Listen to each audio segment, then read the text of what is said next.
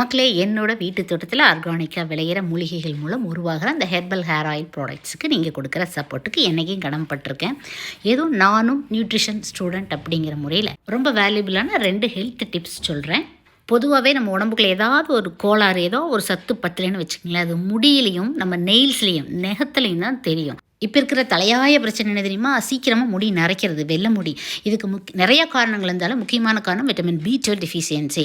நம்ம இட்லி, தோசை, பணியாரம் இது எல்லாத்தையும் மறந்துடுறோமே, கஞ்சி எல்லாம். நம்ம பீஸா பர்கர்னு சாப்பிட்றோம், அப்புறம் முடி நரைக்க வேண்டியதுதான். ஸோ ஃபர்மெண்டட் ஃபுட்டு நிறைய எடுத்துக்கணும். முட்டையோட வெள்ளைக்கருவு நிறைய எடுத்துக்கலாம். முட்டை நான் சாப்பிட மாட்டேன். அப்புறம் பார்த்திங்கன்னா ஹேர் தின்னிங்னா நல்லாவே இருப்போம்.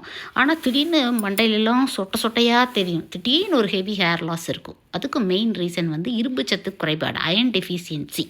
முருங்கைக்காய், முருங்கைக்கீரை, முருங்கைப்பூ எந்த வடிவத்தில் வேணாலும் அடிக்கடி எடுத்துங்க. ஆயில் கேட்கும் போதே நான் கேட்பேம்மா ஹீமோகுளோபின் செக் பண்ணிங்களா அப்படின்ட்டு. இதெல்லாம் ஃபாலோ பண்ணிக்கிங்க. Stay healthy.